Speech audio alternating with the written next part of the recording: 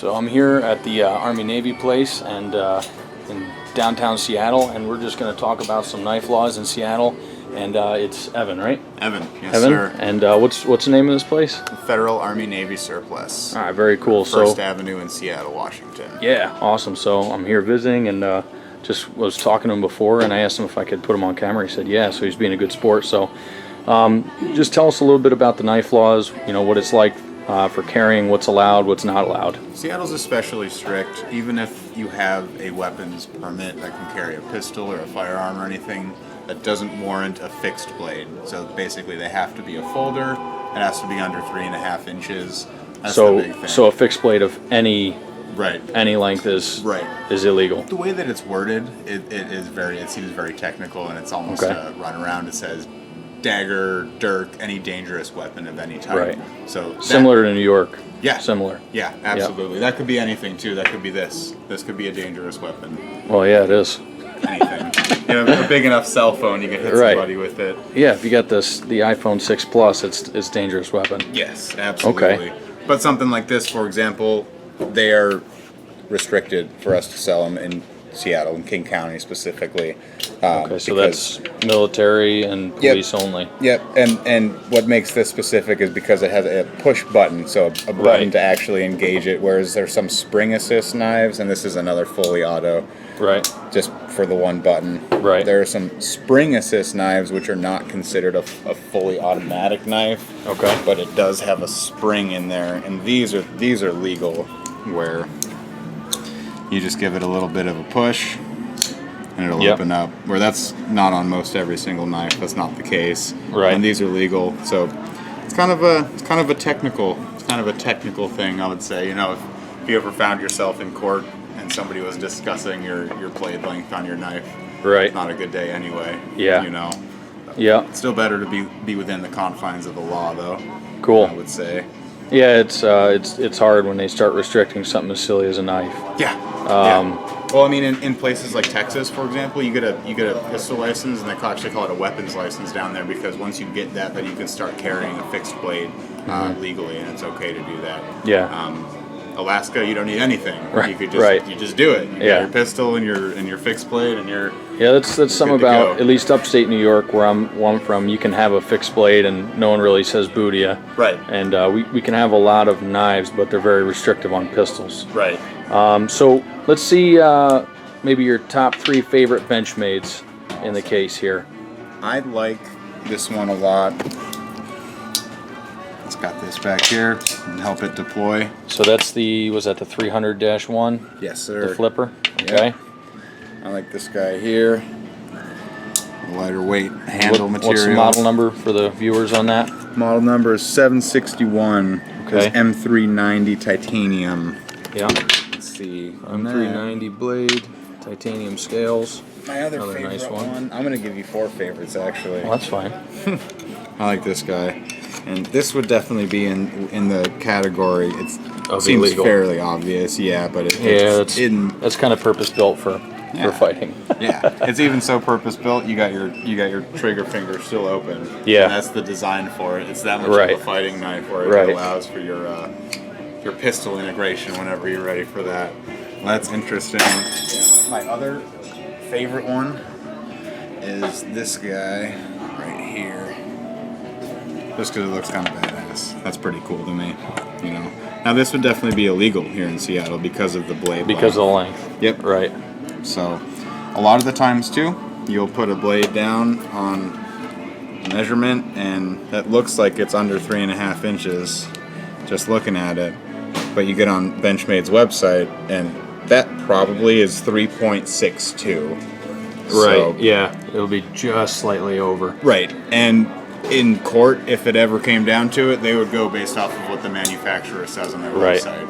Right. You know? Okay. Of course, they're gonna go with yeah. Well, they're gonna go with the longest one so they can get you. Yes, sir.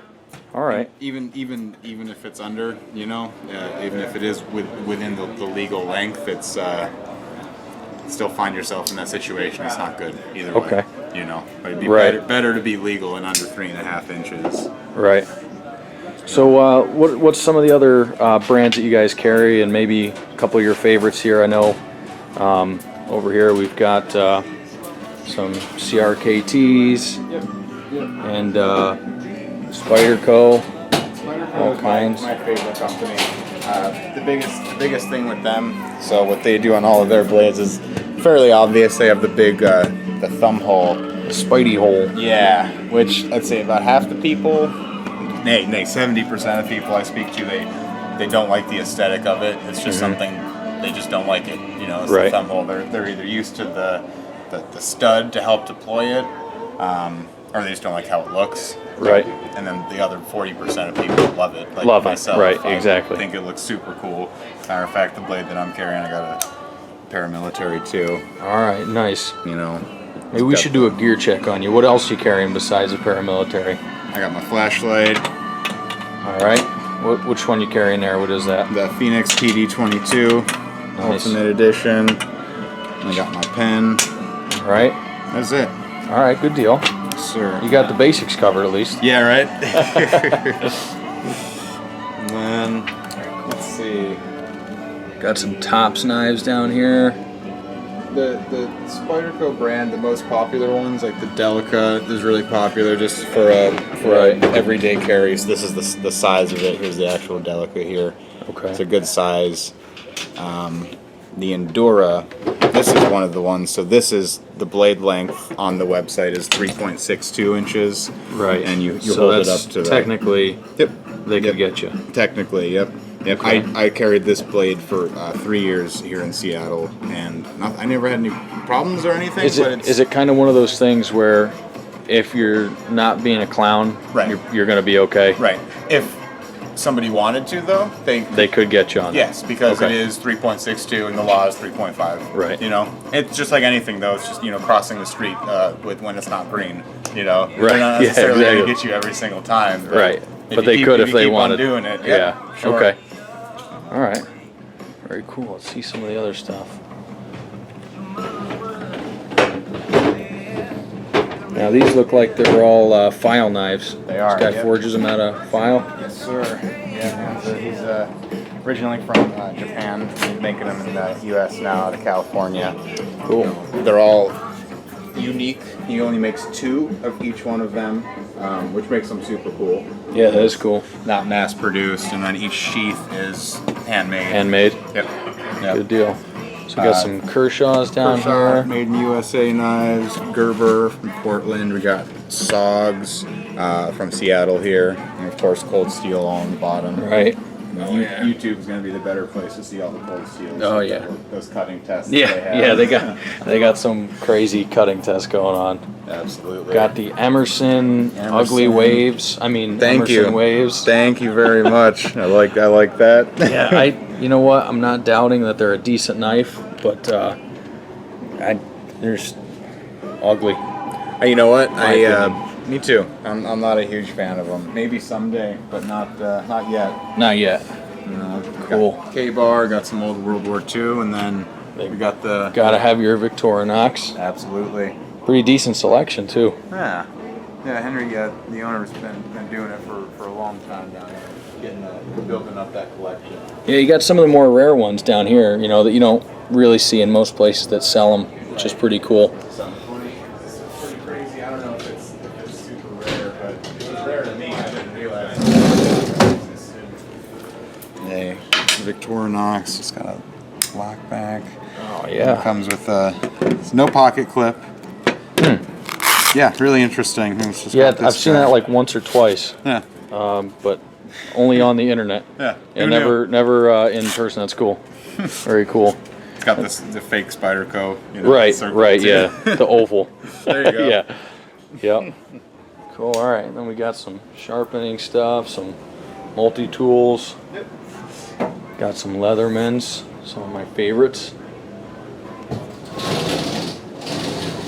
Cool. Good stuff. And then I saw these down here.